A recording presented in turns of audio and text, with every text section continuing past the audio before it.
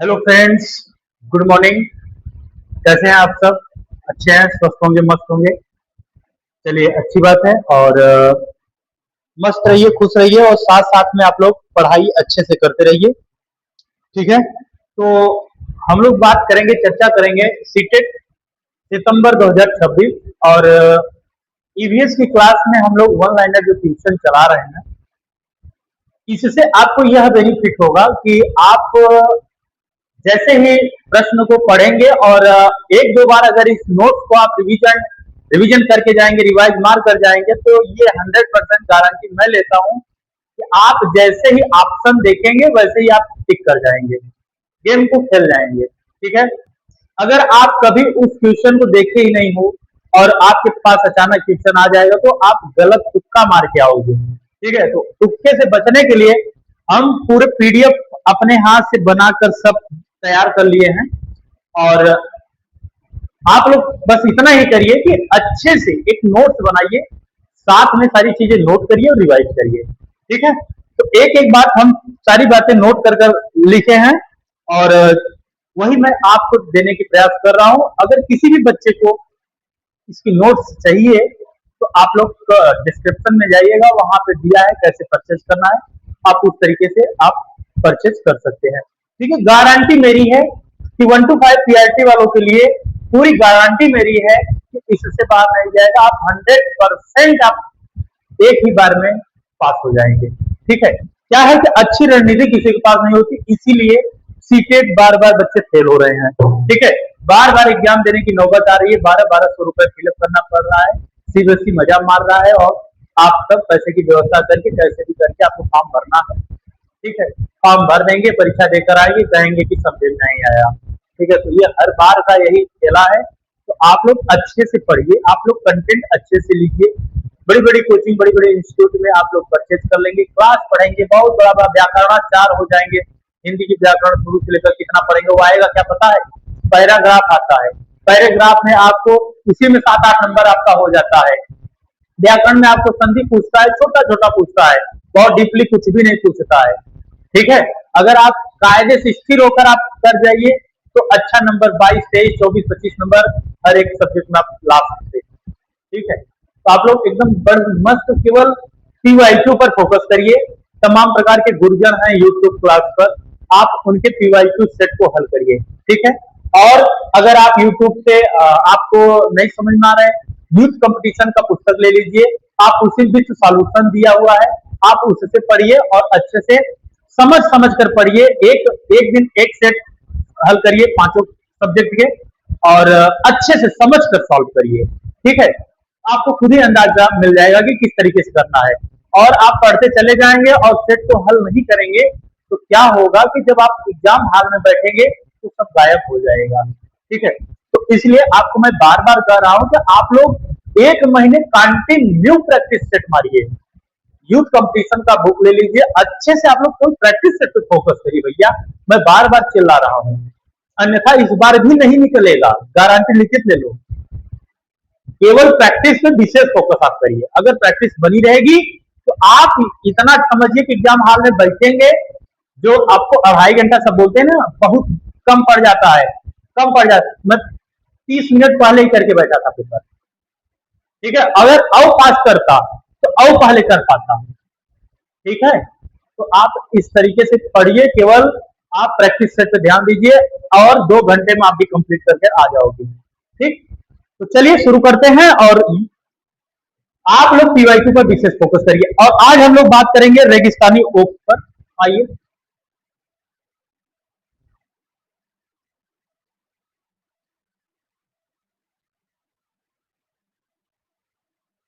रेगिस्तानी ओक के विषय पर हम लोग बात करेंगे, और सारी चीजें हम इस पर लिखेंगे। ठीक है। चलिए। रेगिस्तानी ओक या रेगिस्तानी ऑस्ट्रेलिया में पाया जाता है। यह कहां पाया जाता है? ऑस्ट्रेलिया में।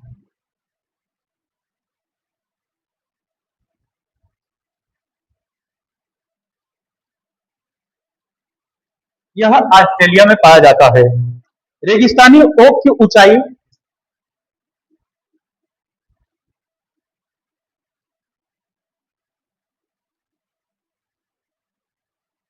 रेगिस्तानी ओक की ऊंचाई एक कक्षा के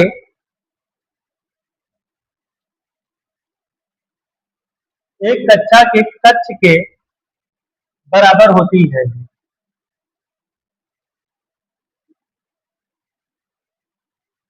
ओके, रेगिस्तानी ओक के पेड़ में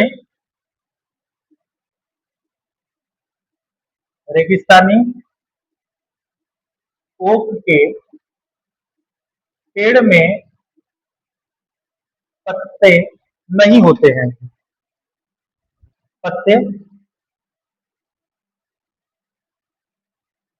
नहीं को न लिखकर बहुत कम होते हैं। ठीक है,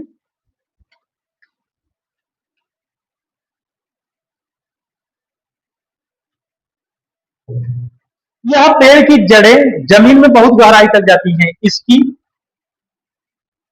इसकी जड़ें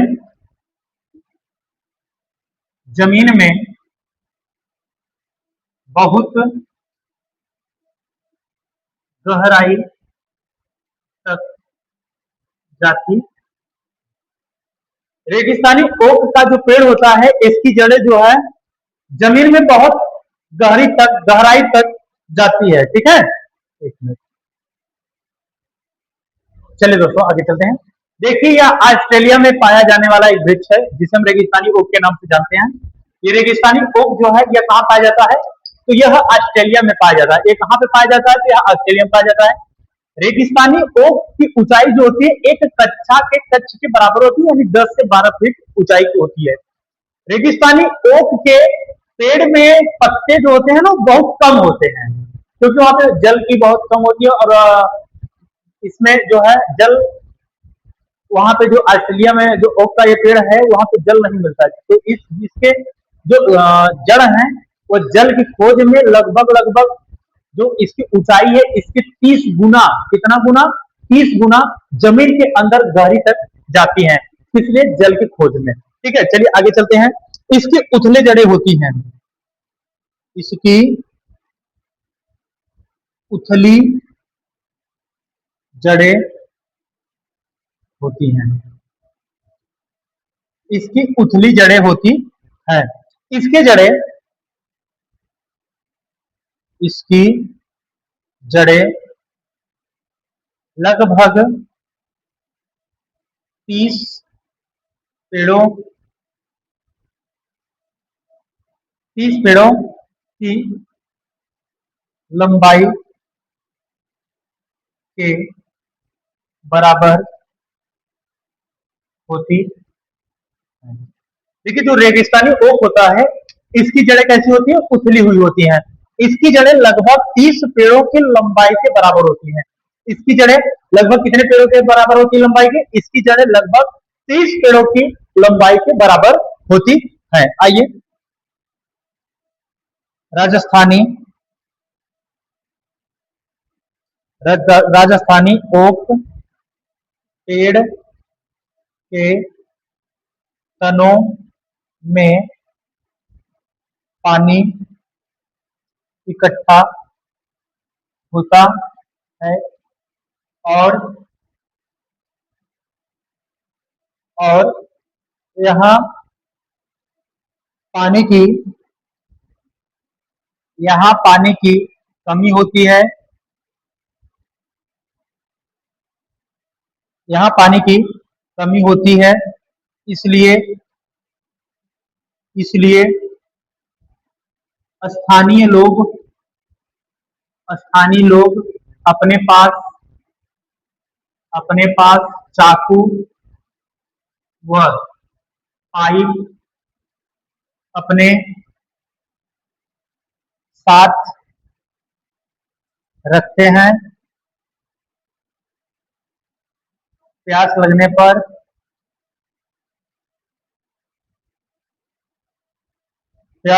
पर लोग चाकू से छेद कर पाइप लगाकर पानी पी लेते हैं पानी पी लेते हैं। चलिए, यहां तक रेगिस्तानी ओक के बारे में आप लोग राइट करिए, एक बार समझिएगा फिर से। रेगिस्तानी ओक जो है यह ऑस्ट्रेलिया में पाया जाता है। रेगिस्तानी ओक ऊंचाई एक कक्षा के कक्ष के बराबर होती है। रेगिस्तानी ओक के पेड़ में पत्ते बहुत कम होते हैं। इसकी जड़ें जमीन में बहुत गहराई तक जाती है, पानी की खोज के लिए इसकी जड़ें जमीन में जो है बहुत गहराई तक जाती हैं। इसकी उथली जड़ें होती हैं। इसकी जड़ें कैसी होती हैं? तो इसकी जड़ें उथली हुई होती है। इसकी जड़ें लगभग 30 पेड़ों की लंबाई के बराबर होती है। तो 30 पेड़ मतलब कि 30 फीट गहरी तक होती है। राजस्थानी ओक पेड़ के तनों में पानी इकट्ठा होता है। इसके तने में जो होता है पानी इकट्ठा होता है, और जो स्थानीय लोग होते हैं वहां पे पानी की बहुत कमी है, तो क्या करते हैं स्थानीय लोग, इसके तनों में पानी इकट्ठा होता है तो अपने पास चाकू और पाइप रखते हैं, चाकू से कट कर देंगे और उसमें पाइप लगाकर पानी को खींचकर सुरुक लेते हैं, पी लेते हैं। तो यहाँ तक आप लोग नोट करिए, उसके बाद आगे चलते हैं। चलिए फटाफट नोट करिए आप लोग। रेगिस्तानी ओक के विषय में मैं लिख रहा हूं, आप लोग वन लाइनर क्वेश्चन का जो ईवीएस का जो क्लास चल रही है आप लोग अच्छे से टेक डाउन करें, उसके बाद आगे चलते हैं। सारी चीजें आप लोग अच्छे से पढ़िए, टेक डाउन करते चलिए, कोई समस्या हो आप लोग पूछेगा, जरूर ध्यान दिया जाएगा। ठीक है, चलिए अभी इसके विषय में थोड़ा और है, लिख लेते हैं। और बस यही ध्यान देना कि इसके तने में पानी इकट्ठा होती है, इसमें पत्तियां बहुत कम होती हैं। स्थानीय लोग चाकू पाइप लेकर इसी रेगिस्तानी ओक से ही पानी को क्या करते हैं? पीते हैं। ठीक है, आइए और आगे चलिएगा। यह 8 मीटर से अधिक ऊंचा होता है, ये तो आप लोगों को पता है ना। यह 8 मीटर मतलब अभी मैंने बता दिया कि 10 मीटर, 8 मीटर, 10 मीटर और 8 मीटर। 8 मीटर इसकी मतलब गहराई जो बता रहा है इसकी तने की। ठीक है, 8 मीटर। तो चलिए आगे चलते हैं। 1 मिनट जरा वो पीडीएफ का वाला देना भैया, पीडीएफ का। हाय दोस्तों, और अब हम लोग बात करेंगे बेचाहा गांव। कौन सा गांव? बेचाहा गांव। ये जो बेचाहा गांव है ये मुजफ्फरपुर बिहार में है। बेचाहा गांव कहाँ पे है? मुजफ्फरपुर बिहार में है। बेचाहा गांव कहाँ पे है? मुजफ्फरपुर बिहार में। आइए देखते हैं इसके विषय में, इसकी क्या खूबियां है। देखिए बेचाहा गांव जो है मुजफ्फरपुर बिहार में है। बेचाहा गांव में लीची की खेती की जाती है। तो लीची की खेती कहाँ की जाती है? बेचाहा गांव में। बेचाहा, बेचाहा गांव में लीची की खेती की जाती है। और जो लीची के फूल होते हैं ये मधुमक्खियों को बहुत भाते हैं, मतलब प्रिय हैं। जो लीची के फूल हैं ये मधुमक्खियों को क्या है? बहुत प्रिय हैं। लीची के फूल फरवरी माह में खिलते हैं। तो लीची के फूल कब खिलते हैं? फरवरी माह में खिलते हैं। लीची के फूल कब खिलते हैं? फरवरी माह में खिलते हैं। लीची के फूल किसे बहुत प्रिय हैं? तो मधुमक्खियों को लीची के फूल बहुत प्रिय हैं। बेचाहा गांव में लीची की खेती की जाती है। बेचाहा गांव में लीची की खेती की जाती है। और बेचाहा गांव कहाँ पे है? तो यह मुजफ्फरपुर बिहार में स्थित है। मुजफ्फरपुर बिहार में स्थित है। बेचाहा गांव कहाँ पे है? मुजफ्फरपुर बिहार में। सभी साथ में बोलो, बेचाहा गांव कहाँ पे स्थित है? मुजफ्फरपुर बिहार, बिहार में। कहाँ पे? मुजफ्फरपुर बिहार में। बेचाहा गांव में किसकी खेती की जाती है? बेचाहा गांव में लीची की खेती की जाती है। किसकी खेती की जाती है? लीची की खेती की जाती है। लीची के फूल किसे पसंद है? मधुमक्खियों को पसंद है। किसे पसंद है? मधुमक्खियों को पसंद है। लीची के फूल कब खिलते हैं? तो फरवरी माह में खिलते हैं। लीची के फूल कब खिलते हैं? फरवरी माह में खिलते हैं। मधुमक्खी पालन कब से कब तक किया जाता है? इसका एक निश्चित डेट कब, कौन सा महीना है? अक्टूबर से दिसंबर में मधुमक्खियों का पालन किया जाता है। ये मोस्ट इंपॉर्टेंट है। आप लोग पीवाईक्यू लगाइए, ध्यान में आ जाएगा, समझ में आ जाएगा। ये मोस्ट इंपॉर्टेंट है, आपको हर जगह मिलेगा। मधुमक्खी पालन अक्टूबर से दिसंबर माह में होता है। कब होता है? अक्टूबर से दिसंबर माह में। और बेचाहा के फूल कब खिलते हैं? फरवरी माह में। ध्यान देना, फरवरी, अक्टूबर, दिसंबर। अक्टूबर दिसंबर में मधुमक्खी का पालन किया जाता है। और जो लीची के फूल है वह फरवरी माह में फूलते हैं। एक छत्ते में एक रानी मक्खी होती है। एक छत्ते में एक रानी मक्खी होती है। एक छत्ते में कितने रानी मक्खी होती है? तो एक छत्ते में एक रानी मक्खी होती है। क्या? हाँ ठीक। एक छत्ते में एक रानी मक्खी होती है, और जो रानी मक्खी होती है वो अंडे देती है। रानी मक्खी जो होती है वह अंडे देती है। अंडे देने का काम किसकी है? श्रमिक मक्खी का है कि रानी मक्खी का है? तो रानी मक्खी ही अंडे देती है। रानी मक्खी अंडे देती है और रक्षा भी करती है। रानी मक्खी अंडे दे देगी और उसका क्या करेगी? रक्षा करेगी। कुछ नर मक्खी होती है, नर का विशेष कोई काम नहीं होता है। श्रमिक मक्खी भोजन का निर्माण करती है। जो श्रमिक मक्खी होंगी वह भोजन का क्या करती है? निर्माण करती है। श्रमिक मक्खी जो है वह भोजन का निर्माण करती है, ध्यान देना। मादा श्रमिक अंडे नहीं देती है। तो जो मादा श्रमिक होती हैं वह केवल भोजन के निर्माण में ही रहती हैं, वह अंडे नहीं देती है। मधुमक्खी पालन व शहद इकट्ठा करने के लिए बॉक्स की आवश्यकता होती है। किसकी आवश्यकता होती है? बॉक्स की आवश्यकता होती है। छत्ते को साफ करने के लिए किसका यूज किया जाता है? दवा का। दवा का प्रयोग करते हैं छत्ते को साफ करने के लिए। तो ये हो गया अपना मधुमक्खी पालन को लेकर बेचाहा मुजफ्फरपुर बिहार से रिलेटेड। तो आप लोग इसे अच्छे से टेक डाउन करिए, उसके बाद आगे चलते हैं। फटाफट इतना आप लोग अच्छे से टेक डाउन करिए। चलिए